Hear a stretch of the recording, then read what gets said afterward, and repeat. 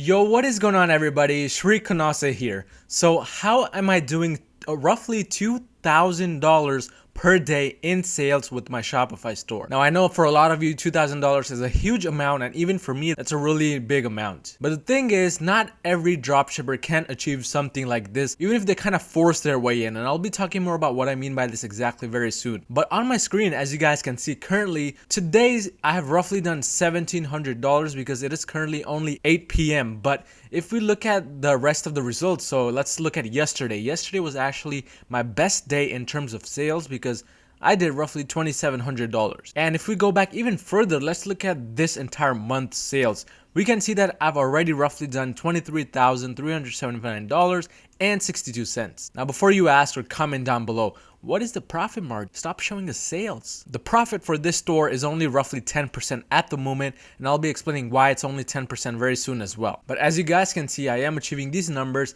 and overall it is actually very profitable, even though it's only 10%. But before I go into exactly how I'm achieving these numbers, if this is the first time you're watching one of my Shopify videos, pause this video for about 2 seconds and smash that subscribe button down below. And while you're at it, press that like button as well. But without wasting any of your time, let's just jump right into it. So how am I doing $2,000 per day? So we're gonna start talking about the mistakes I was making, which led to only 10% profit margin, along with how I found a new winning product and how I tested the product, to how I basically tried scaling that product. And this is called the prospecting phase. And we're gonna end it off with some tips and tricks as to how you can perform even better than I did and not only achieve $2,000 daily, but maybe 10 times that or 100 times that with profits. But let's just get right into it. So what were the mistakes that I was doing before? Why is the profit margin only 10%? Now, if you know me and if you have been following me for a while, you know that I'm always transparent with everything. That's why I didn't hesitate to tell you the profit margin was only 10%. There are many Shopify gurus who don't even talk about their profits or cook up fake numbers.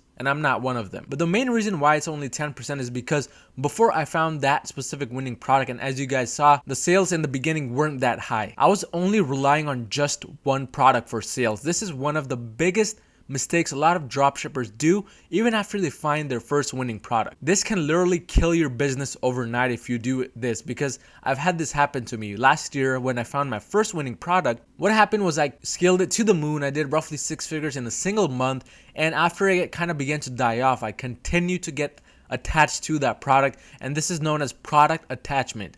Because of this product attachment, I kept on running ads for that product even long after they had stopped giving me results. A part of my heart was actually stuck within that product, and while you may kind of laugh at that, this is actually true for a lot of dropshippers. They get so stuck up on one product that they just don't want to move forward no matter how much knowledge they have, and that was the case with me. In fact, I was doing this until the beginning of this year. I was just kind of focusing on the same exact product which I was selling really well last year, and I was just not ready to move on. I mean, I had put so much time, effort, energy into that product. But after a certain period of time, I was like, you know what, I'm done with it. If it's not gonna get me results, it's time to move on. So that's exactly what I began to do. I did it more and more often, and this month I actually found a different winning product. Now, I had been scaling other products in the past months as well, especially also with my Google Ads store. If you're not sure what I'm talking about, make sure to click the link on the top right of your screen, because I was mostly using Google Ads in the middle of this year. But this month, I just tried testing completely different products for this specific Shopify store,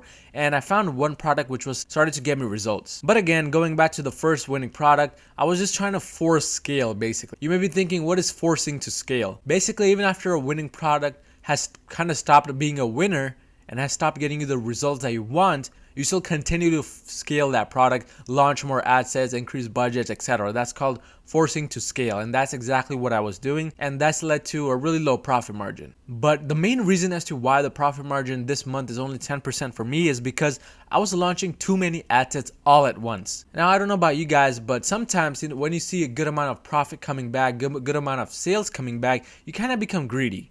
And that's unfortunately what happened with me. I became a little bit greedy and I started launching too many ad sets all at once. In fact, I was launching up to $500 worth of ad sets consecutively, and this was leading to a lot of days where I was just barely breaking even or a slight profit. So again, the profit could have been much, much higher only if I had not done this mistake. And the reason why I'm mentioning it here is because I also see a lot of dropshippers make this mistake as well. So you want to prevent from just kind of becoming greedy and launching too many ad sets at once.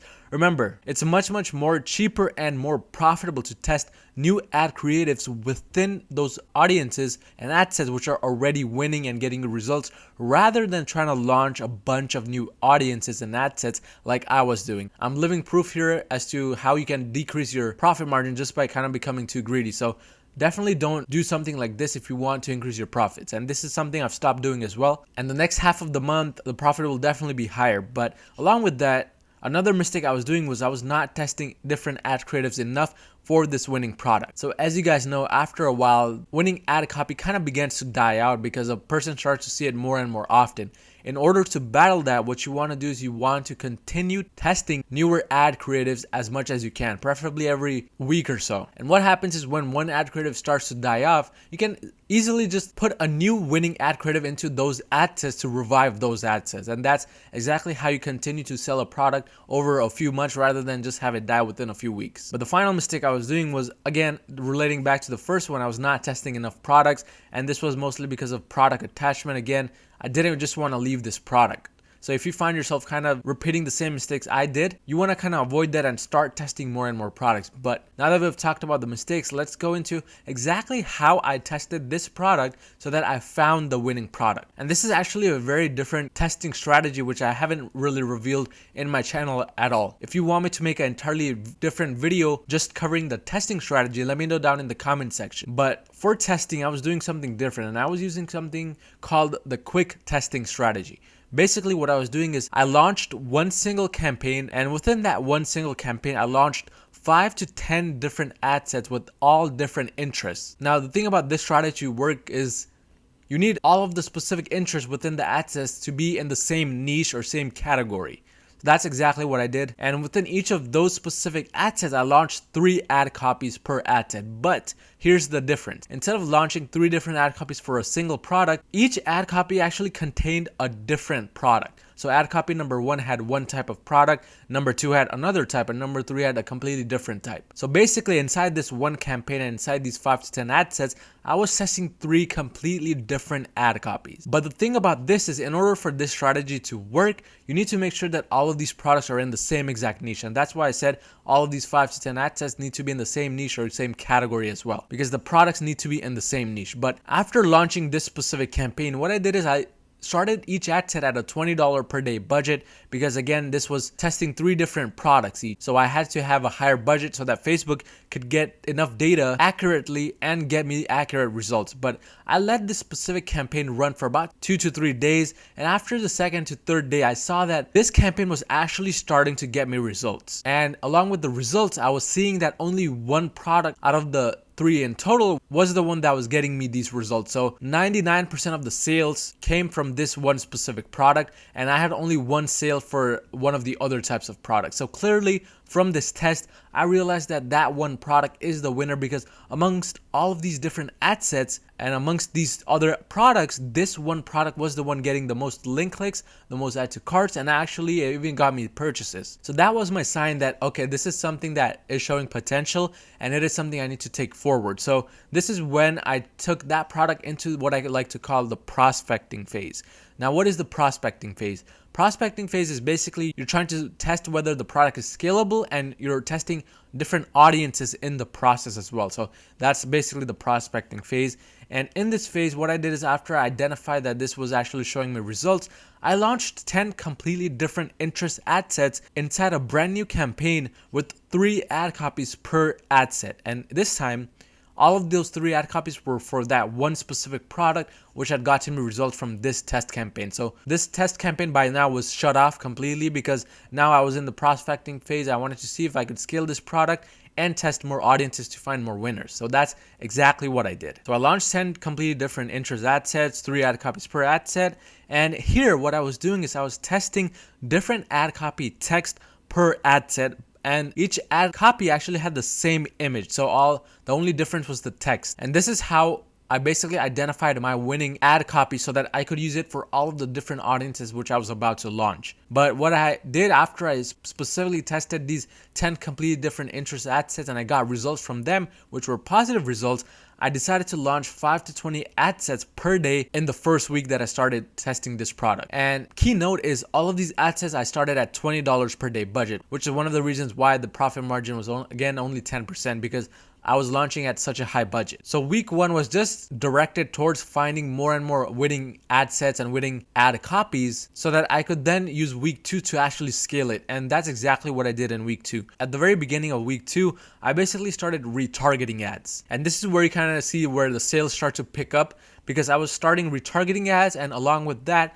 I was using those winning ad sets that I found earlier to do horizontal scaling. Now, if you're not sure what horizontal scaling is, again, click the link on the top right after you watch this entire video to look into my scaling video. But basically, I launched 3 to 5 different duplicates of my winning ad set at a higher budget, and I found more and more winning ad sets from that way. And along with that, I was starting to launch lookalike audiences, because again, the main money is made with lookalikes. And now it is currently week 3 when I'm testing this product, and I'm still repeating the same steps over and over again. I'm basically trying to still do horizontal scaling for newer interests which are winning. I'm still launching new lookalikes, and I'm trying to improve my retargeting ads currently. So the process still continues. But this was exactly how I took the product from basically testing it to checking whether it is scalable or not to actually making money with it. Because by week 3, I was actually profitable with the ad set and making roughly $150 to $300 per day. But let's talk about some tips and tricks regarding this entire process and what you should be looking at mostly.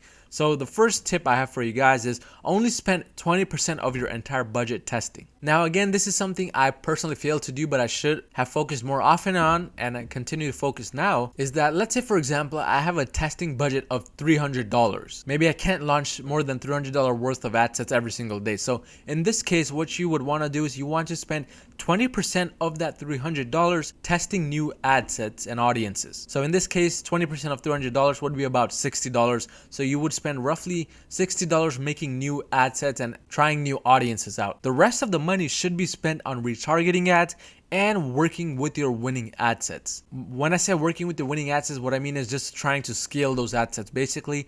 And also you want to focus more on improving your retargeting funnel and increasing your budget with retargeting, because the highest amount of ROAS for me comes from retargeting. And that's true for almost everybody else out there. Retargeting is designed to give you the highest return on your ad spend, because these are customers that have already been on your website, they've already seen your product, and you're reaching out to them for the second time. So this time they're more likely to purchase from you. But along with that, what you also want to focus on is stop launching too many ad sets at once. Again, don't do the same mistakes I did to maintain that higher profit margin. But along with that, one important thing is Facebook actually wants safe and steady scalers versus fast and big scaling people. Now, what do I mean by this exactly? Well, there have been a lot of people recently complaining that their ad accounts got banned or their business managers were permanently banned. And when asked about what they were doing specifically, most of them mentioned that they were trying to scale from $100 per day in ad spend to a $10,000 per day in ad spend very quickly. So what Facebook doesn't like is it doesn't like people who try to take big risks and speed up the process,